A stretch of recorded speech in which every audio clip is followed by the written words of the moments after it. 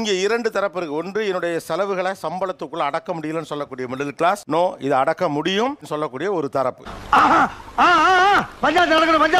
6 மாசத்துக்கு முன்னாடி 1500 ரூபாய் இபி பில் கட்டினேன். லாஸ்ட் மந்த் வந்து 6680 ரூபாய் இபி பில் கட்டியிருக்கேன். நான் எப்படி கட்ட முடியும்? அப்படி கேளுங்க. இப்ப கேட்டீங்களே நியாயமான கேள்வி. இந்த மாதிரி சிச்சுவேஷன்ல வந்து நீங்க வந்து ஃபேன் ஆஃப் பண்ணிட்டு படுத்துங்கணும். 30,000 ரூபாய்க்குள் நீங்கள் மகிழ்ச்சியாக குடும்பம் நடத்தணும். 30,000 நீங்க எப்படி குடும்பம் நடத்துவீங்கன்னு சொல்லுங்க. அப்படி கேளு சொல்லுடைய கருப்புட்டி தாங்கவே உண்மையில கொடுக்கல. ஓகே 30,000 வச்சுங்க சார். ஒரு இஎம்ஐ ஒரு 10,000 வச்சுப்போம் சார். போயிடுச்சு.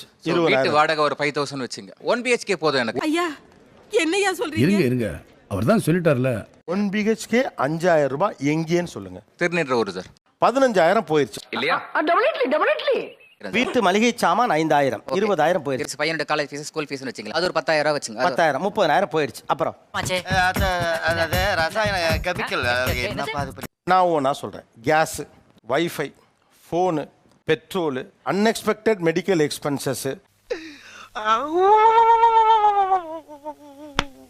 நல்லது கெட்டது, மொய் வைக்கிறது, சொந்தக்காரனை பார்க்க போறது, சொந்தக்காரங்க வந்து அந்த வீட்டு பிள்ளைகளுக்கு காசு கொடுக்கறது, மாம்பழம் வாங்கி திங்கிறது, இதுக்கெல்லாம் சொல்றா என்ன நம்ம பேசுறா ஏதாவது பேசுறா. மிடில் கிளாஸ் ஃபேமிலி தாங்க சார். நாங்களும் வந்து ஃபேமிலி பட்ஜெட் போட்டு தான் பண்றோம் சார். அவர் சொன்ன மாதிரி பட்ஜெட் கரெக்டாக நான் பிளான் பண்ணி போடுறேன் சார். வெயிட்டிங்கா. ஆஹா. இது வந்து என்ன பண்ணிருக்கேன், நீ 30,000 என்னோட இன்கம். இது வந்து என்னோட பட்ஜெட் எவ்வளோ கூடுதலா போகுது? 4,320 சார். சும்மா சும்மா 4,500 ரூபாய் எக்ஸ்ட்ராவா வருது உங்களுக்கு இல்லையா? ரைட். இப்போ இதுல எதை குறைக்கலாம், இவங்க என்ன பொறுப்பா நடந்துக்கலாம்? இப்போ என்டர்டெயின்மெண்ட் கேட்டகரியில 2 வருதுமா. சினிமாக்கு 500 ரூபாய் போட்டிருக்காரு. ஹோட்டலுக்கு வெளியில போறதுக்கு 500 ரூபாய், மாசம் 1000 ரூபாய். இதை குறைச்சிக்கணுங்கிறீங்களா? அப்போஸ் குளுக்கோஸ் அப்போஸ்ங்க. அப்போஸ்னா ஆமான்னு அர்த்தம். சார் மாசம் போறத 2 மாசம் ஒரு தடவை போலாம். இந்த கணக்கே கிட்டத்தட்ட அப்படித்தாம இருக்கு. ஒரு டிக்கெட் எவ்வளவு இன்னைக்கு? மாட்டிக்கிட்டியா துவச்ச கையோட வந்தேன். நீ இப்படித்தான் வாழ்ந்துகிட்டு இருக்கேன் நான். ஒரு பேருக்கு சினிமான்னு போட்டுக்காரு.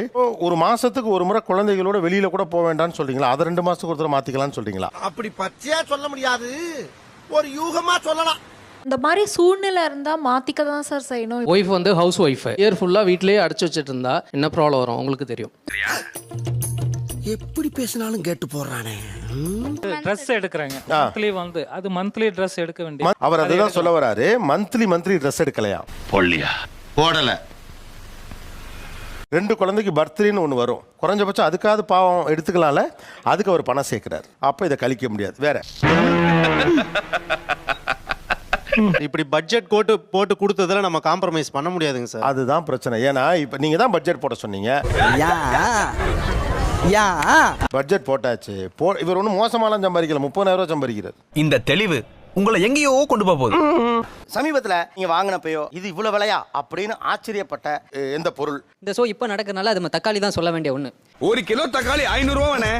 1 கிலோ தக்காளி 500. தக்காளி இல்லாம பண்றதுக்கு 100 ரெசிபி இருக்கு. சோ அத ஃபாலோ பண்ணிக்கலாம். என்னடா முட்டாத்தனமா பேசிக்கிட்டு இருக்க முட்டா பயல.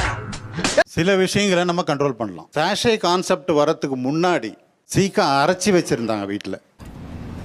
அதுக்கு அதையே நம்ம பண்ணக்கூடாது. உங்களுக்குலாம் கோவம் வருது தானே? எனக்கு வருது. என்ன பண்ண முடியும்?